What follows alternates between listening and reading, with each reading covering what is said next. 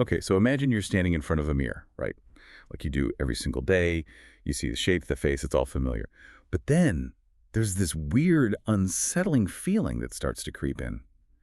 What if you looked at yourself? You know it's you physically, but you just feel this deep sense of not belonging to that person staring back. It's a really powerful thing and maybe more common than we think, isn't it? Because, we tend to frame big physical changes, especially something like weight loss, as just this straightforward win, a victory. But underneath all that, it can bring up some really unexpected, challenging emotional stuff, identity shifts that, well, we just don't talk about much. Absolutely. And that's really what we want to get into in this deep dive. We want to go way beyond just the number on the scale. We're aiming to explore these uh, quiet windows of change, you could call them, the sort of psychological landscape that shifts under your feet, and also the really crucial identity work that's needed to, truly settle into a new version of yourself. We've been looking at insights from an expert who has a really unique take on this, having gone through it and helped so many others navigate it too. Yeah, it's really about understanding that the outside change, the physical part, that's often just the start, the beginning of a much deeper internal journey. So let's kick off with a story that really brings this to life. It's about Adrienne. She's 53, and she'd lost a significant amount of weight using semaglutide. And her big aha moment, it wasn't dramatic. It was quiet, mundane even. She was just brushing her teeth, leaning over the sink like always. Then she looked up. And she just didn't recognize the woman looking back. Her face was, well, thinner, the lines maybe sharper, her eyes looked different, older and newer at the same time. It was this really profound disconnect for her. She knew logically it was her reflection, but she actually said she felt like I didn't belong to her. Wow, that's Wow. that's fascinating. Because you'd think after months of working towards this, that moment would feel amazing, right? Pure joy. But it Yeah. wasn't. For Adrienne, it felt more like a disappearance, she said, not a triumph. What's going on there? Well, the expert we're drawing from, he actually has a term for this, identity lag. He puts it like this. Your body can change faster than your story, and when that happens, the soul gets confused. And this really points to his core insight, which is most people think the hard part is losing the weight, but the real crisis is in the moments after. Okay, that completely flips the script. A huge shift in perspective. Yeah. It makes you wonder, though, if this identity lag is a real thing, maybe even common, why aren't we talking about it more? What stops people seeing this psychological piece? Adrienne wasn't really mourning the lost weight itself, was she? No, not at all. She was mourning, and this is powerful, the version of herself who had carried them. The Hmm. woman who knew how to work a room with a self-deprecating joke, maybe, or knew exactly which clothes felt safe. She was good at being her old self. Now she felt like a body in transition and a mind without a map. That's identity lag right there, that confusion. Yeah, that paints such a clear picture. Yeah. Adrienne's experience really shows that inner turmoil. But this isn't just about one person's feelings, right? It points to something bigger, a broader philosophy, especially when we talk about tools like semaglutide.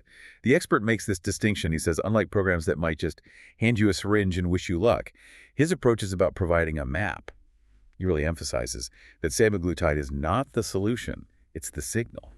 What kind of signal exactly? It's a signal that things can be different, a signal to start something new. But, and this is crucial, he stresses the absolute need for structure and support. Right. Because without that map, without that support system, he says, semaglutide will amplify your confusion just as fast as it lowers your appetite. It's not, a magic wand. Right. So it's not the easy way out. He sees it as not a shortcut. It's a pause button, a reset. He Wow. says it's a chance to build new systems while the noise gets quiet, but only if you know what to do with that silence. Mm. Mm. That idea of a pause button and the constant food noise. Yeah. That's really powerful. What are people usually doing with that pause versus what should they be aiming for? Yeah. Well, often, initially, they don't know what to do because that quiet is completely new territory. He even talks about his own experience with this. He was genuinely surprised by the quiet when his own cravings just stopped. And it made him realize how loud food was in his life, how much mental space it took up. Oh. He found that silence both unsettling and strangely beautiful. It just shows how profound these medications can be, way beyond just appetite. They create this space, an opportunity. That makes total sense. If food has always been there, maybe as a crutch or just a constant thought, having it suddenly go quiet must feel really disorienting. Which brings us to the emotional support side of weight loss. Yeah. How necessary is it, really? Is it just about the medication, or is there more? Oh, he's absolutely convinced it's essential. Yeah. He says people don't relapse because the drug stops working. They relapse because no one helped them rebuild the emotional framework that food used to support. Mhm. It just underlines how tangled up our relationship with food is with our emotional lives. It's not just what you eat, it's always about the why. And he gets that feeling anxious or weird when the cravings vanish is completely normal. Absolutely, he says. Because for so many people, food wasn't just food. It was comfort, control, or even identity. So when that goes, yeah, it's like losing a friend. What kind of friend was food, though? And how do you even begin to replace that relationship? Well, it was often the friend you turned to when you felt stressed or lonely or bored, or even when celebrating. It filled those gaps. And this directly links to why having a clear off-ramp is so vital if you're thinking about stopping a medication like semaglutide. He's clear. Without a strategy, the biology takes over. Appetite returns, old triggers get louder, and the rebound weight shows up. It's not a failure of willpower, it's about needing a plan, needing to have built those new coping mechanisms during that quiet period. Okay, so building new frameworks is key. How should we then define success? If it's not just about the scale, what are we aiming for? The expert says success is defined not by the number on the scale, but by how many coping mechanisms we replace with real tools. Anyway, he even says weight loss is just a side effect of clarity. What does that clarity actually look like in practice? What's the real goal? Clarity means really understanding yourself, your triggers, what real hunger feels like versus emotional hunger, what you need emotionally, and crucially, having ways to meet those needs that don't involve food. And this raises a really good point about how we approach food itself. He talks about pattern mastery over perfection. Flexibility is key. He says, look, if your system can't handle a slice of cake without spiraling, then we haven't taught it flexibility, we've taught it fear, which encourages a much more sustainable, less rigid way of thinking. Right, that makes a lot of sense. But isn't that kind of perfectionism, that strictness, often what helps people lose weight quickly at the start? And we've all heard about, or maybe experienced that thing where you lose weight fast initially, and then suddenly it just stops, a plateau. He explains that, yeah, the body adapts, and clarifies that fast weight loss is seductive, but it often triggers metabolic slowdowns. Exactly. So he really emphasizes pacing it out. He says, you're not here to win the race, you're here to finish it. It's such a good reminder that this whole thing isn't about speed. It's about building patterns that last for the long haul. Hitting a plateau isn't, failure. It's your body doing what bodies do. The goal is to understand it, adjust, and not freak out. Okay, so this feels like it's leading us to the core strategy for keeping weight off long term, which seems to go way beyond any specific diet or medication. He says the key is by becoming the kind of person who doesn't need weight loss as a project anymore. That takes identity work, not just dieting. So this is the identity work we mentioned earlier, right? It's not just tweaking habits, it's fundamentally changing who you believe yourself to be. Precisely. And what's really crucial here is his point that people don't regain weight if they build new identities while losing it. He makes this distinction. Weight loss isn't maintained through sheer discipline, but through alignment. Discipline often feels like a fight against yourself, right? Yeah. Whereas alignment is when your actions and your core beliefs are just naturally in sync. It's a deeper shift. It sticks. Let's loop this back to Adrian's story again. When she had that moment at the mirror, feeling that disconnect, the expert didn't just give her empty reassurances like, oh, but you look great. Well, instead he just listened and helped her rewrite the names of things.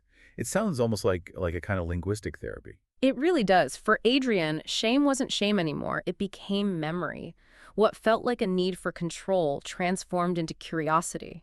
And that grinding discipline, that became alignment. It's this internal relabeling, this transformation process that then allowed her to start filling her new, thinner frame with permission. Permission to not have all the answers about who she was now. Permission to feel awkward and unsure in that in-between phase. Permission to build a new story without having to completely erase the old one. That's the identity work. And the power of her story wraps up with such a simple yet profound observation. The mirror itself didn't change, but the way she greeted it did. Yeah. She didn't look away, she didn't force a smile, but she just stood there longer.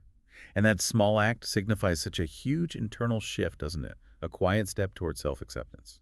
That's exactly it. That's the work of becoming. But, speaking of the internal stuff, what about that fear? The fear of past failures? So many people Yeah. carry that weight thinking, I've tried this before and it didn't work. Yeah, that's a huge one. And the expert has a really powerful take on it. He says, if I failed every time before this, good. That means you've tested what doesn't work. Now let's build what does, with tools that match your biology, not shame your behavior. Wow, that's such a liberating way to think about it because for so many, those past attempts just feel like evidence that they can't succeed. Right. And he reframes it. Failure is only failure if you don't learn anything. And here, we learn in public together. Mm. It shifts it away from individual blame towards, like, collective problem solving. He also talks about that feeling of lost control. He says often that's actually lost connection to your body's cues, maybe to your sense of purpose or just to yourself, and that's what needs rebuilding. He shares this really lovely personal memory, too, about when he first felt genuine hope on his own journey. It wasn't about hitting a certain number on the scale. He said it was when I went to bed and didn't feel like I had to start over the next day. Just that feeling of continuity, like progress was actually happening without needing a constant reset. That sounds like the real goal, breaking that cycle. It really does. It's about building habits that feel sustainable, integrated, not like this constant uphill battle you're fighting every morning. Which also brings up a question I bet a lot of listeners are thinking, okay, but using medication like semaglutide, isn't that cheating? How does he tackle that one? He addresses it head on. He says, if your body's biochemistry is rigged against you, using science to unrig it isn't cheating, it's adapting. Hmm. The real cheat, he argues, is pretending willpower was enough all along. That's a really clear, empathetic stance, and it lines up perfectly with everything we've discussed about needing the right tools for the job. Absolutely. And, his motivation for doing all this work, it comes from such a deep, personal place. He says, quite plainly, I lived it. I was the guy who couldn't lose weight, who felt broken, who was ashamed to ask for help. I built this so nobody has to go through that alone again. Yeah. It's a powerful reminder that this isn't just abstract theory for him. It's rooted in his own lived experience, and that clearly drives his passion to help others avoid that same isolation. Exactly. It's about forging a path for others that he wishes he'd had himself. So, as we start to wrap up this deep dive, it's become really clear that weight loss, when it's profound, it's so much more than just a physical change. It really is this deep journey of becoming, of rebuilding your sense of self, your identity. Yeah, it's about navigating those quiet windows we talked about, where your internal story starts to catch up, starts to align with your new external reality. So if you've ever had that experience looking in the mirror and feeling that weird disconnect, where the reflection looks like you but doesn't feel like you, or if it felt like looking at a stranger, please know you're not alone in that feeling. You're just in that part of the story, maybe, where you're learning how to belong to yourself again. And that leaves us with something to chew on, maybe a provocative thought.